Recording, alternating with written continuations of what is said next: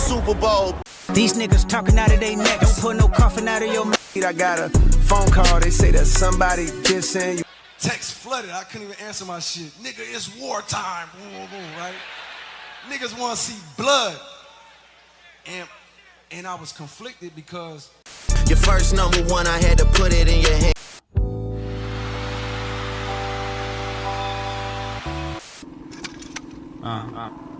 There you go. Nigga, I said it. I know that you mad. I've emptied the clip over friendly or jabs. Dear Adonis, I'm sorry that man is your father. Trying to strike a chord and it's probably A minor. If I was fucking young girls, I promise I'd have been arrested. I'm way too famous for the shit you just suggested. I would offer you Pittsburgh.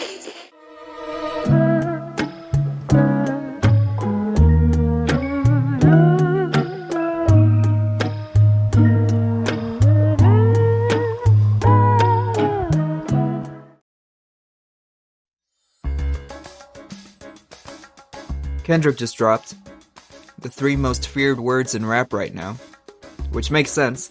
After the beef with Drake, Kendrick has been laying pretty low, showing up only to perform at his Juneteenth concert, the Pop Out with Ken and Friends, which was great. Also, he released a music video for Not Like Us on July 4th, and now he released his newest song since the beef, which has been given the title by fans, Watch the Party Die. Before I talk about the song, let's go over to Drake's side for a bit. Since the beef, he released 100 gigs.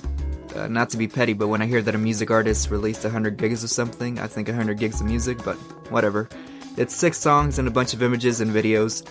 Someone on YouTube already made it into a full documentary, which is pretty cool. I do enjoy watching artists create, so as a fan of the creation process, I thought the drop was honestly kinda cool. Aside from that, Drake has released multiple songs. I'm not gonna go through each one, but some highlights are a parody track with Snow Day. I slapped it, I'm so cheesed. Your mademoiselle nights are geeked. I'm bent low-key. A song with Sexy Red where he rapped over the BBL Drizzy beat. BBL Drizzy, they want a new body, they asked me for it. The last one, John, he did it for free cause I sent over so many past ones for him, but red. 2 songs with Camila Cabello, who was the only artist to really come out and defend Drake during the whole beef, which is pretty funny that a pop star came to Drake's defense, not any fellow rappers, but yeah, Drake has released a lot of new music since the beef, and as always he makes sure to throw in some Kendrick subliminals in there, but I'm not gonna lie.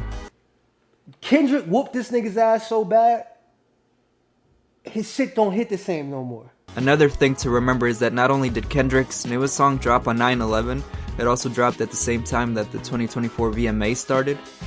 Pretty poignant for the message of the song. The song dropped on Instagram, where it currently, as of September 19th, has 3 million likes, which is crazy. Try to find exactly how many views it's gotten, but I read somewhere that it had 30 million views in 24 hours, which if true is crazy, but I couldn't find anything, any concrete source on that. But with that being said, how about we listen to the song again, since I've already listened to it like 40 times. Let's listen to Kendrick declare war on the music industry. I think it's time to watch the party die. The shit done got too wicked to apologize. It's different, get 'em whacked and disqualified. The party in this case can mean a couple of things. The most popular interpretation I've seen is that it stands for the entire music industry. Obviously, it seems Kendrick is tired of the way the music industry works and finds that after being part of it for so long, there's only one real way to rebuild it. Also, I don't think Kendrick cares about apologizing to Drake or anybody else at this point. We even kill the killers cause they like taking innocent lives. Burn a whole village, we start over. It's really that time. Why reason with these niggas if they can't see the future first? Why argue with these clowns if the circus is well at work? As the song continues, Kendrick's plans become more aggressive and violent. It's to the point where there's no point in sitting down and debating anymore. There's no point in debating anybody in the media, the industry, or the circus as he calls it. The circus is fine continuing how it is, it seems. It doesn't care that it's a circus full of clowns. Said Lauren, I don't believe the record is just about Drake. I think he's talking about just the culture, people in the world, society, the media, industry, TV. media. And I'm going to tell you something, Kendrick, you're going to drive yourself crazy, okay? The only thing you can do is continue to be the change you want to see in the world, because this ain't stopping no time soon. That's right. It's just not. You know what I mean? We're too far gone. Like God himself would have to come back. And even then, People wouldn't believe it. they would not People wouldn't believe it. Just walk that man down, that'll do everyone a solid. It's love, but tough love sometimes gotta result in violence. Here I believe he is directly referencing the beef with Drake, saying that doing what he did, taking down Drake as the #1 guy, should be good for everyone. Kendrick didn't want to take Drake down to become #1. I don't think Kendrick cares about being the #1 artist in the world. He isn't a pop star. But by taking down the idea of Drake as the #1 rapper, it should help rap and hip-hop as a whole. It should help everybody. If you parading gluttony without giving truth to the youth, the graveyard is company. Just tell us what casket to choose. They party more than bitches. Tell me, what are you working for? They glorify scamming. You get chipped over this credit card. Viral TikTok trend may be encouraging people to commit check fraud.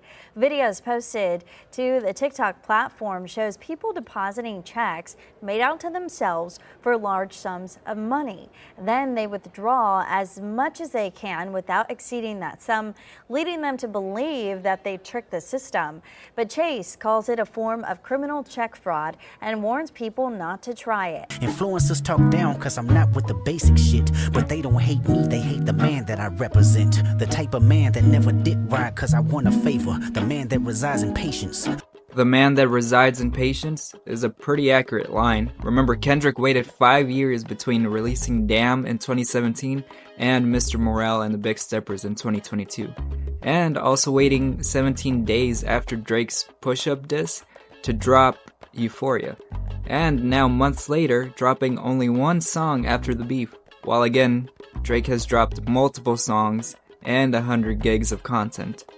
So where the soldiers at? The ones that lost it all and learned to learn from that. A thirst for life, head inside a book, cause he concerned with that. Information that'll change his life because he yearns for that. Dedication, finding out what's right, cause he can earn from that. Kendrick is asking where everyone who embodies what he perceives as good is. The people who persevere, who grow, who mature, who learn from their mistakes. Those who have passion and discipline. Basically everything he thinks Drake doesn't have. I feel for the women that deal with the clown and nerd shit. Can't blame them, today they ain't really got much to work with. How many bitches harder than a lot of you niggas? Will trade all of y'all for nip, I can't be proud of you niggas. One of the biggest reasons why I just don't connect with Drake is because he just seems to lack maturity. And that's me as a 26-year-old guy. Drake is 37. And I'm saying he's immature. So I can only wonder what women think of guys like him. Let's talk about what it looks like to not actually grow as a person, because this is what we're looking at. We are looking at a grown man that decided not to grow as a person. God, give me life. Dear God, please give me peace. Dear God, please keep these lame niggas away from me. Dear God, keep me shining. The fuck do they really think? Pocket watching, you must be the police. God bless these words, dear God bless how I think. Dear God, draw the line, they trying to confuse them with me. Dear God, please forgive me, you knowing how hard I tried. I think it's time for me to watch the party die. The chorus is pretty straightforward. Kendrick is pleading to God to help him. I think everyone has felt this way before. Dear God, please keep these lame niggas away from me. I felt that. Woo! God bless these. The most interesting line in the chorus to me is this one. Pocket watching, you must be the police. Funny enough, DJ Academics, the leader of the Trinity of Drake Glazers, has a whole segment called Pocket Watching. Pretty interesting. I heard that Kendrick Lamar, after Drake clowned him about not living with his wife, is moving back to LA. My boy has just supposedly signed a deal where he's purchasing a $40 million crib in Los Angeles, right?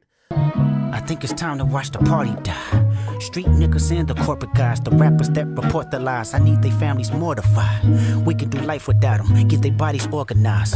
Tell me if you oblige. Notice how he calls out both the street and the corporate side.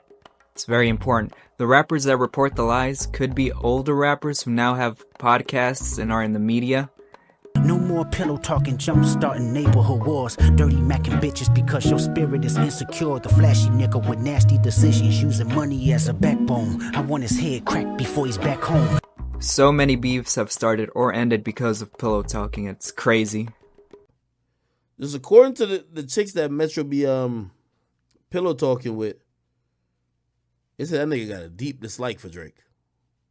That being said, again, and back to the show, and just addressing those things. Please. The information came from 40. It didn't come from Kanye at all. 40 is sleeping with a woman who begins to, he talks to her daily, 5-6 hours a day. Oh, she must have a great personality. Yeah, bruh. Come on.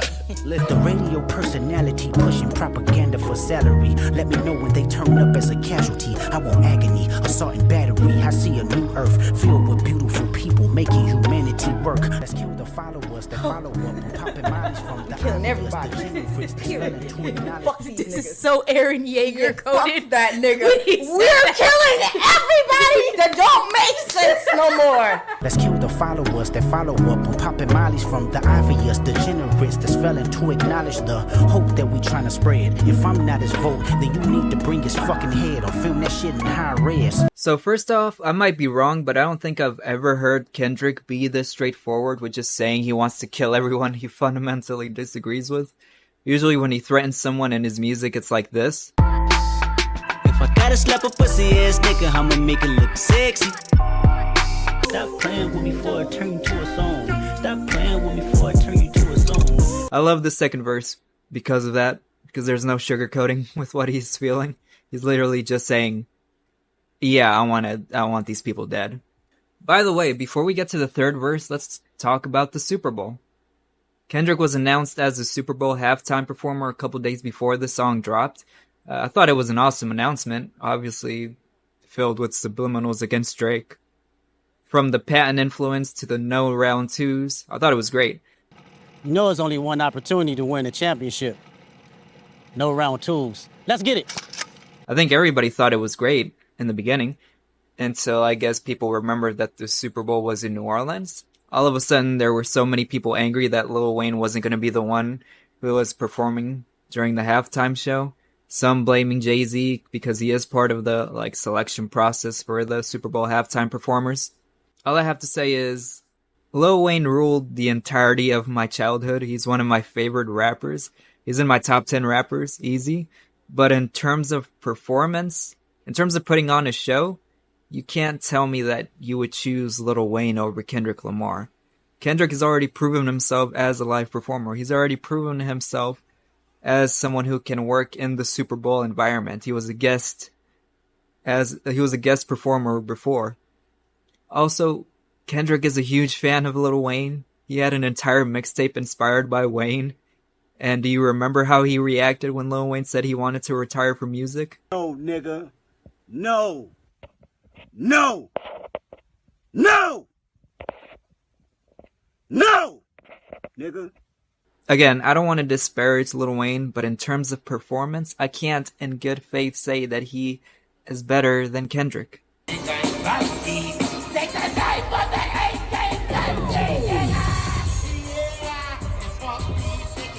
And again, this isn't just me being a Kendrick fan. I would say the same thing if Drake was chosen over Lil Wayne. In terms of performance, in terms of putting on a show, obviously Drake would be the better show. Have you seen Drake with the fire?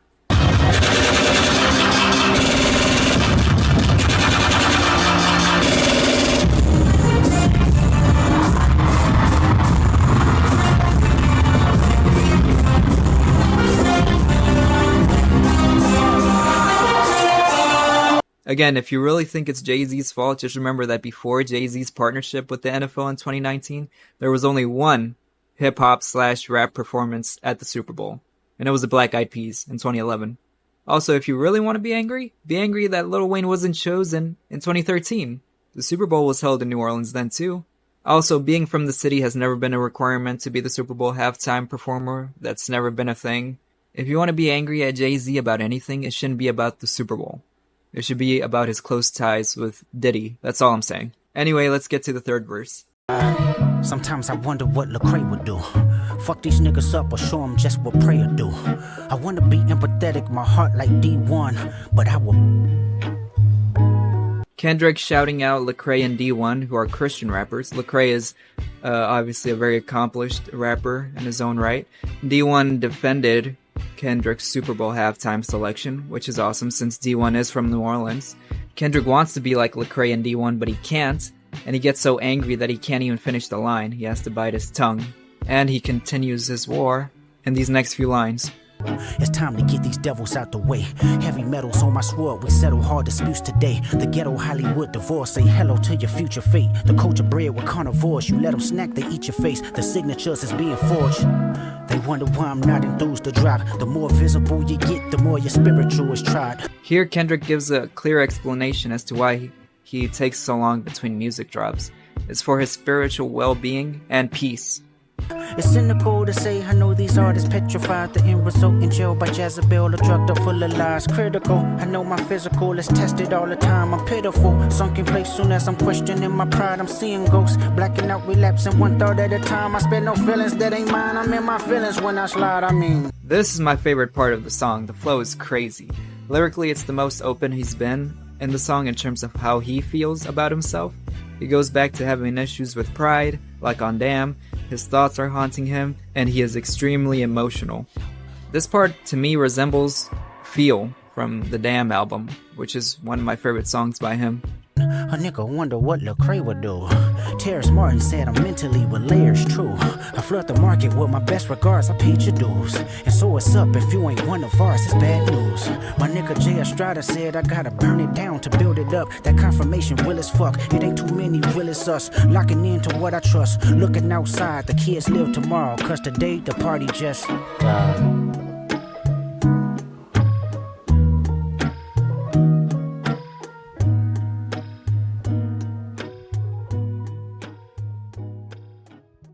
He ends again by asking what Lecrae will do. And he got an answer, both from Lecrae and D1. They both made responses to Watch the Party Die. By the way, I haven't even mentioned the beat, it's fucking amazing. I heard people call it boring, which if you think this beat is boring, I probably won't agree with you on a lot of things about music, but that's just how it is. I love the song, I've listened to it so many times, and I'm really excited about what Kendrick is going to do in the future, hopefully an album announcement soon. I'm excited to see his Super Bowl halftime show. And yeah, let's see what happens. Actually, one more thing. As we all know, the biggest allegations against Kendrick by Drake were the domestic violence allegations, right? So let's talk about it. Objectively, the biggest evidence is the video of the Hard Rock Hotel security guard talking about the incident. So she ended up pressing charges, I think. Last thing I heard, and I had to do a huge report, and then hopefully I didn't have to go to court, but I didn't. Sock him? No, I didn't meet him. I met all of his friends because they were all trying to get into that room, and then we had to detain anyone trying to get in the room because the cops made us lock it out. Now wait a second. Memorial Day weekend. It was Memorial Day or it was fight weekend? I don't remember. Oh, they're both. There was a big UFC fight. There's always a big UFC fight Memorial Day weekend. Well, no, it was Memorial Day weekend, and then, it was fight weekend and then Memorial Day weekend. And I don't remember. I think it was Memorial Day. I know I was there for a fight on Memorial Day weekend. Whatever. Anyways, so I get dispatched up to one of the rooms. I got told to go up to her room to help some girl get down to the casino because she was scared. She ends up being all bloody and everything. Oh, good. Oh, yeah, it was lovely. So I'm like, oh, crap.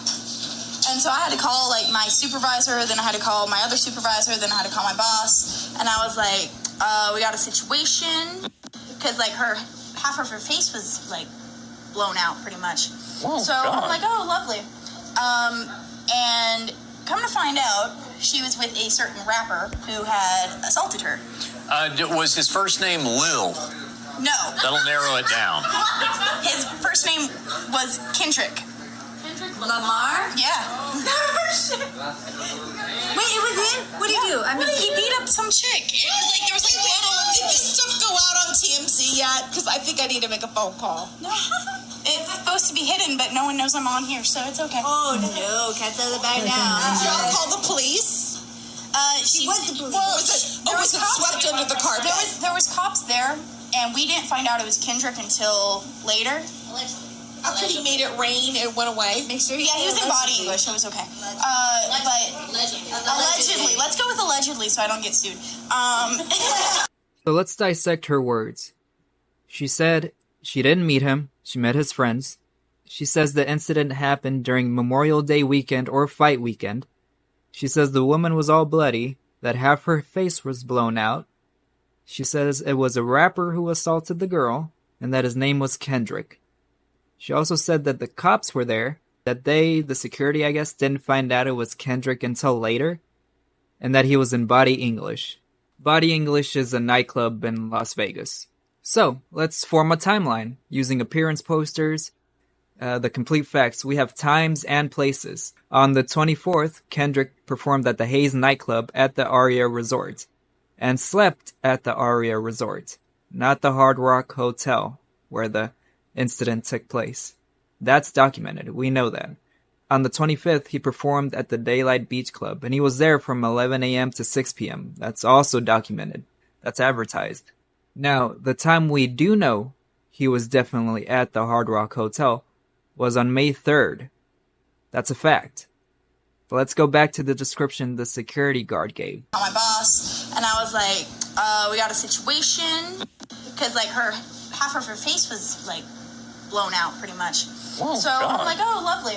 It sounds pretty horrible. She says the woman had half her face blown out, like she was beaten. The only problem is that we have a photo of the next day, the day after Kendrick allegedly beat his fiancée Whitney. And that's this picture. So yeah, obviously this is Kendrick, and this is Whitney, his fiancée. You're telling me that they went rock climbing the day after Kendrick allegedly beat her badly? I don't know about that one. So with a simple timeline, and with the facts we do have, I don't know, the story just kind of doesn't line up. But even still, with all that investigating, the video of the security guard saying it's Kendrick still exists. And obviously something did happen at the Hard Rock Hotel. And the bodyguard specifically says rapper and Kendrick's name. So maybe we're missing something. Maybe if there was another famous rapper who was performing on those same dates, maybe that could be something. Yeah, it turns out another rapper was performing at the Hard Rock Hotel on Memorial Day weekend, April 25th, and on May 3rd, so 2 dates. His name was...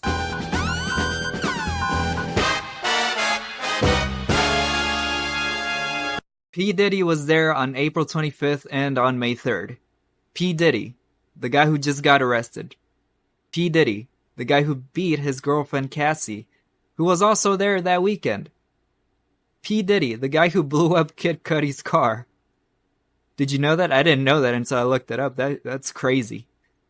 That guy was there on those dates with his girlfriend Cassie, the same girlfriend who he was filmed 2 years later, brutally beating in a hotel.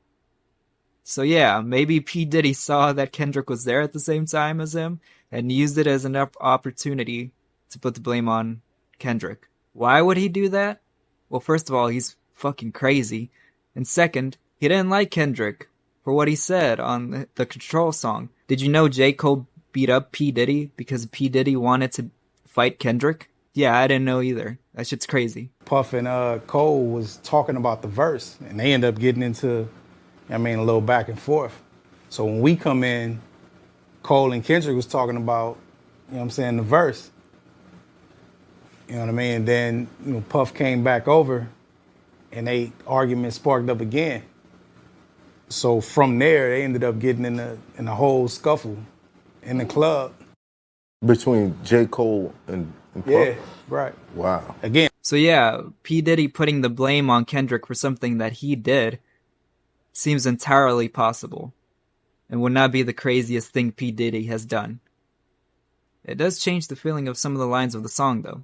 Why won't you party with me for your birthday, man? We partied for my birthday before. You came to my party. No, but me and you ain't never really party, you know what I'm saying? Because P. Diddy be wanting to party. And you gotta tell him no. You got to tell him no. The kids live tomorrow, cause today the party just